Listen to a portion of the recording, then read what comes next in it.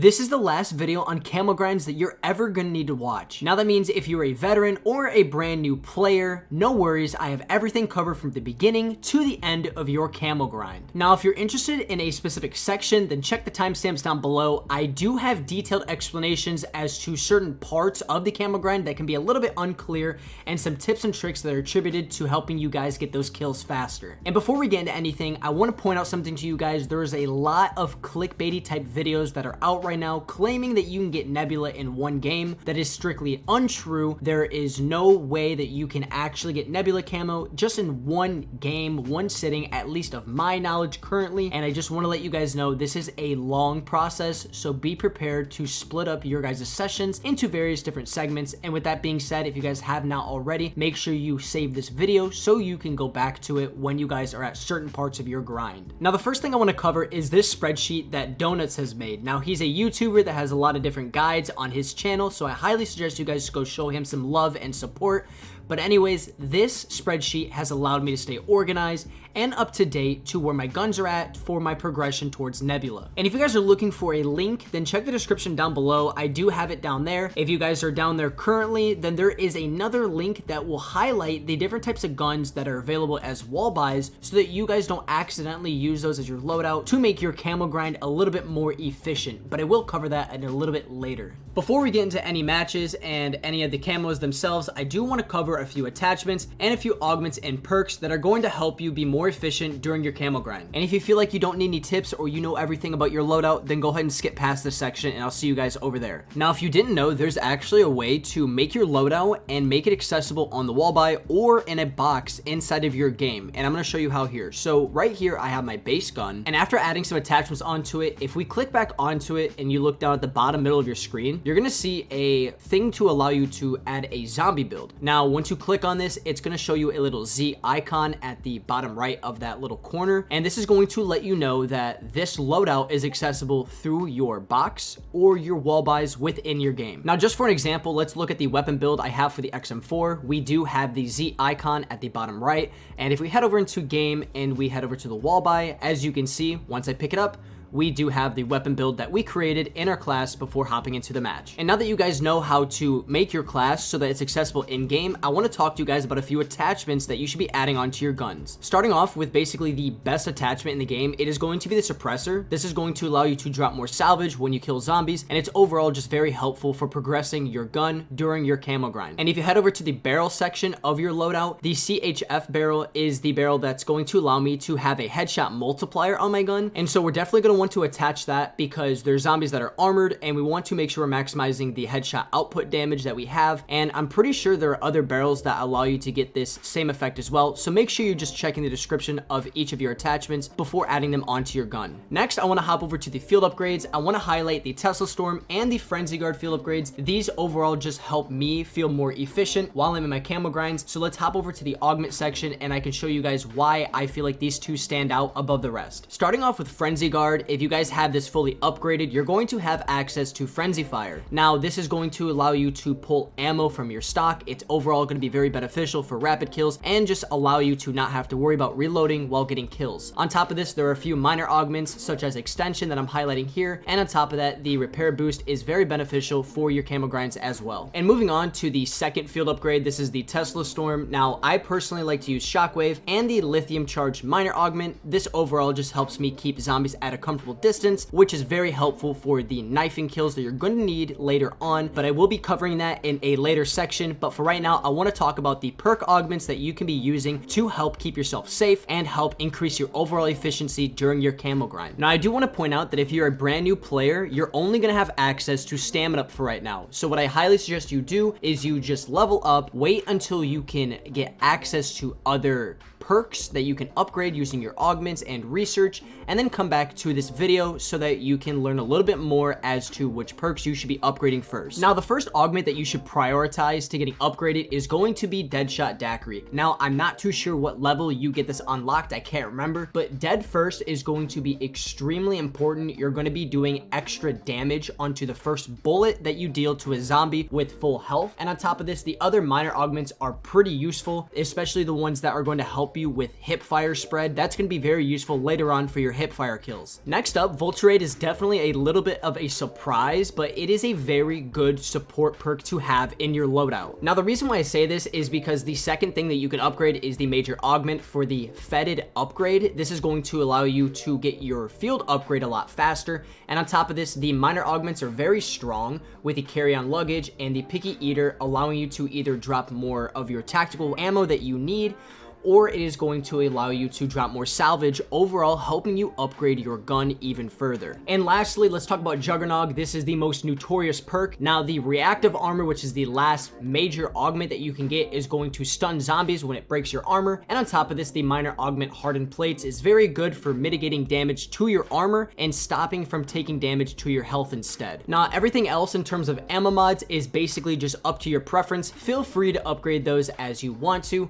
I do highly suggest that if you're going to do the Crowd Freeze, Napalm, and the Dead Wire first, because these are going to deal the most damage to special zombies later on. But once again, we'll cover that in a later section. Now, the last thing that I want to cover is going to be this page on Game Rant, where you can see all the different types of wall buys that are on each map.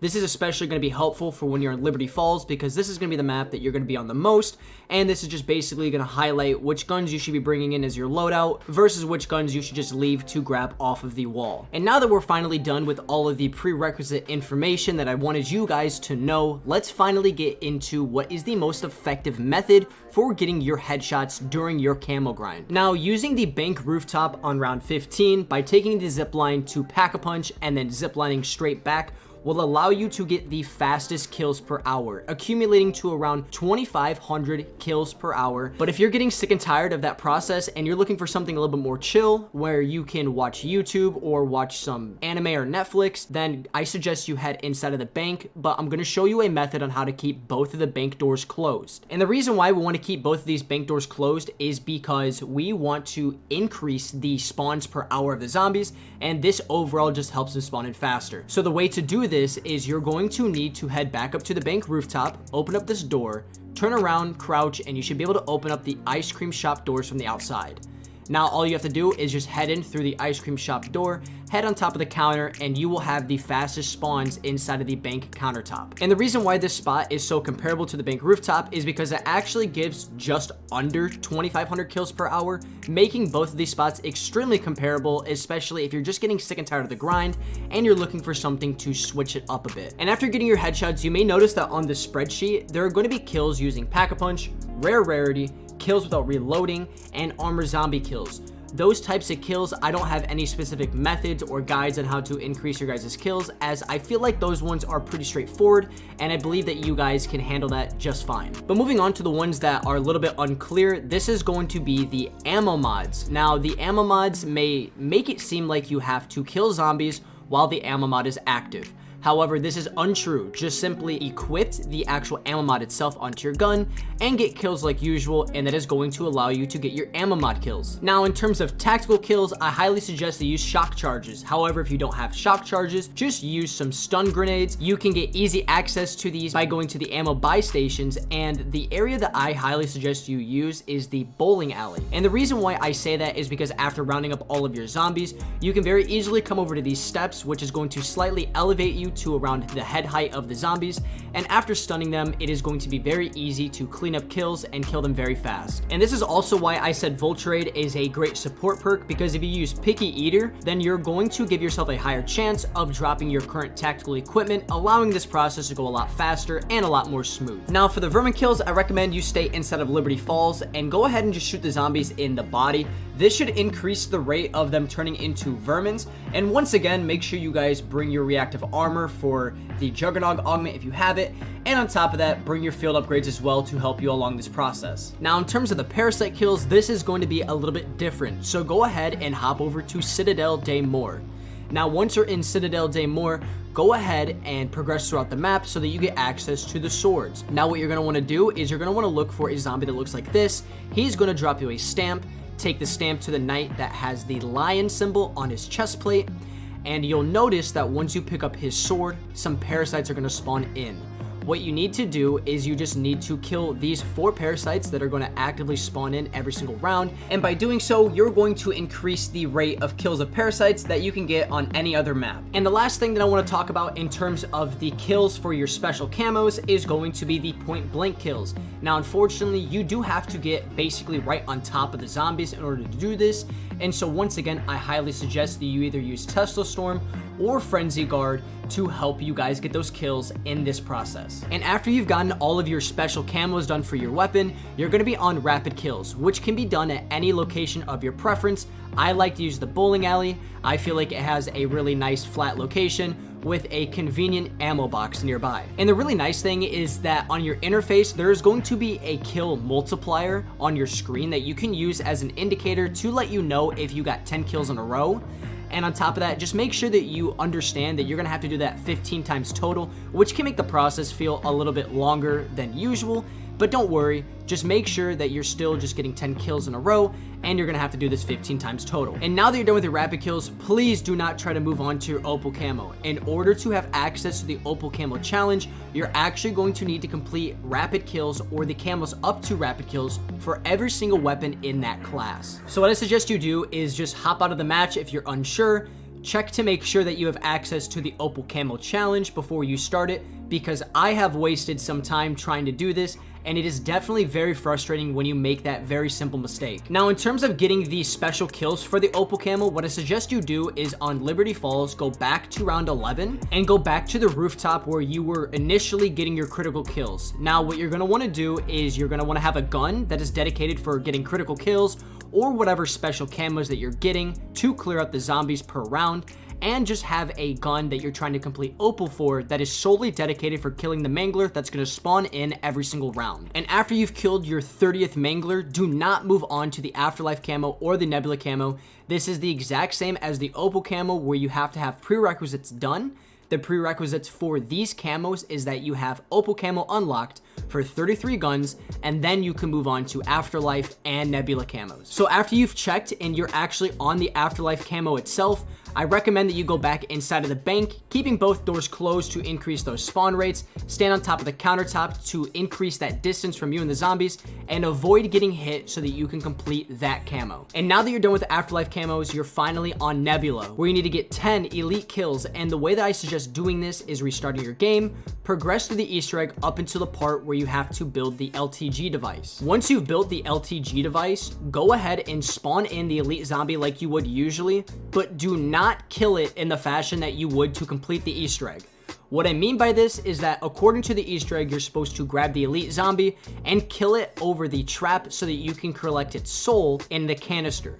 You're not going to want to do this during this process. What you're going to want to do is kill the zombie, roll the round, and then at the start of the next round, go ahead and activate the LTG device again. That is going to spawn in another elite zombie. Rinse and repeat until you have all of your guns done for your Nebula Camo. And now that we've gotten all the methods and tips and tricks to get your camos out of the way, I want to talk about a few guns and a few weapon classes that are a little bit harder to grind. The first thing I want to cover is 2 guns that turn into explosives after pack-a-punching them. This is the LR and the GS45. Now, the reason why turning them into explosives is bad is because you actually don't get the headshot kills, and some of these special camos are a little bit bugged when you have them as explosives. However, you can use them for your rapid kills and your special kills and moving forward for the rest of the camos too. And so since you can't pack-a-punch these, what I recommend you do is you grab Deadshot, and you also just upgrade the weapon rarity.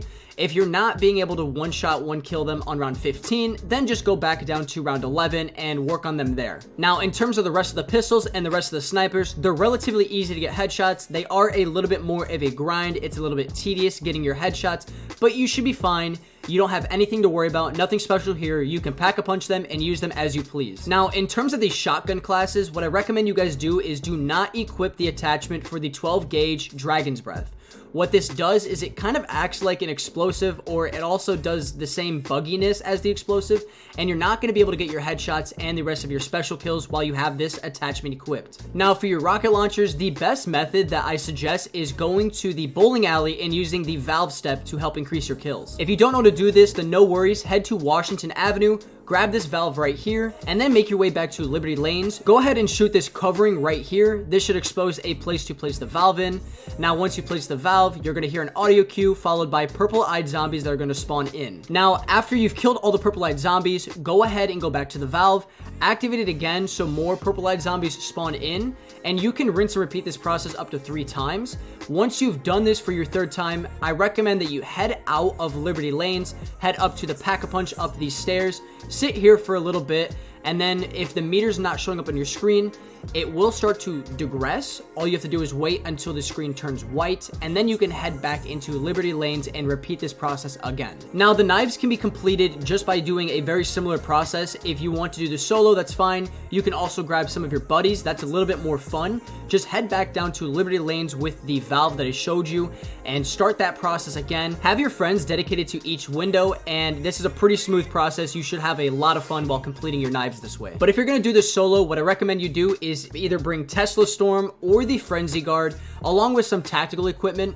And if you guys do have the last augment for Juggernaut unlocked, which is reactive armor, then bring that as well. This is going to help you overall stun the zombies, create some distance, and it'll just help make your grind a little bit more smooth that way. And this basically wraps up the entire ultimate guide to your camo grinds. If you guys felt like this guide was really helpful and straightforward and you used it during your grind, then let me know in the comment section down below. If you guys really enjoyed this type of content, leaving a like and possibly subscribing really helps. And hopefully I will see you guys in the next video. Peace.